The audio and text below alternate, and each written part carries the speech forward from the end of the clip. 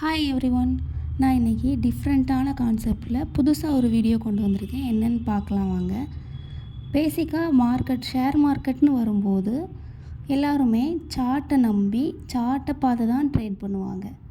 ஆனால் நான் எடுத்துகிட்டு வந்த வீடியோ என்னென்னு பார்த்தீங்கன்னா, நான் என்னென்ன ரீசனுக்காக சார்ட்டை நம்புறதில்ல இன்னும் பார்க்கலாமா? பேசிக்காகவே மார்க்கெட்டுக்குன்னு ஒரு சில ஸ்ட்ரக்சர் இருக்குது. அதுக்கு ஏற்ற மாதிரி தான் மார்க்கெட் ஒர்க் ஆகும். எக்ஸாம்பிளுக்கு ஒரு காய்கறி மார்க்கெட் எடுத்துக்கலாம்.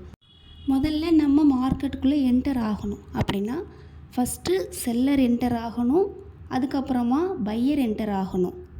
செல்லர் அவங்க வச்சுருக்கிற வெஜிடபிள்ஸை செல் பண்ணணும், பையர் அவங்களுக்கு வேண்டிய வெஜிடபிள்ஸை பை பண்ணணும். அதுக்கப்புறம் தான் அங்கே டிரான்சாக்ஷன் ஒன்று நடக்குமே.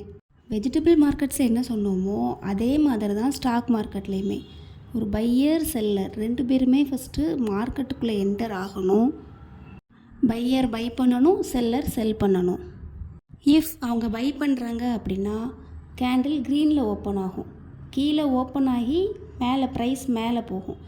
இஃப் அவங்க செல் பண்ணுறாங்க அப்படின்னா ரெட்டில் ஓப்பன் ஆகும், மேலே ஓப்பன் ஆகி ப்ரைஸ் கீழே போகும்.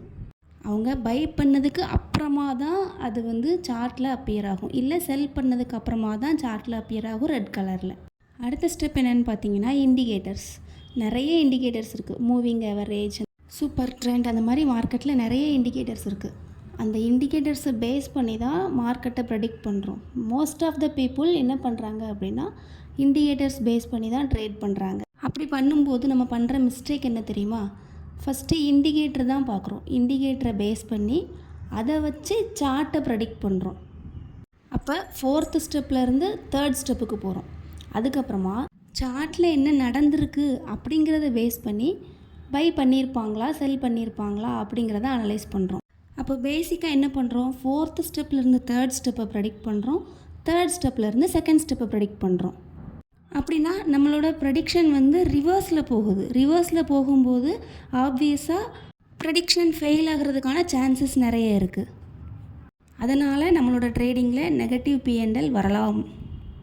ஆனால் நம்மளோட டேட்டா யூஸ் பண்ணும்போது ரியலாக லைவ் மார்க்கெட்டில் பை பண்ணியிருக்காங்களா இல்லை செல் பண்ணியிருக்காங்களா அப்படின்னு செக் பண்ணலாம்.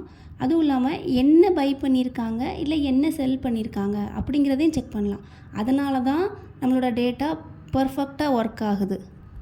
நம்ம சார்ட்டை செக் பண்ணுறதுக்கு பதிலாக டேட்டாவை செக் பண்ணி பார்த்து ட்ரேட் எடுத்துடலாம். இந்த ஒரு ரீசன்னால தான் நான் சார்ட்டை நம்பி ட்ரேட் பண்ணுறது இல்லை, அதுக்கு பதிலாக டேட்டா யூஸ் பண்ணி ட்ரேட் பண்ணிக்கலாம் அப்படின்னு சொல்லியிருக்கேன்.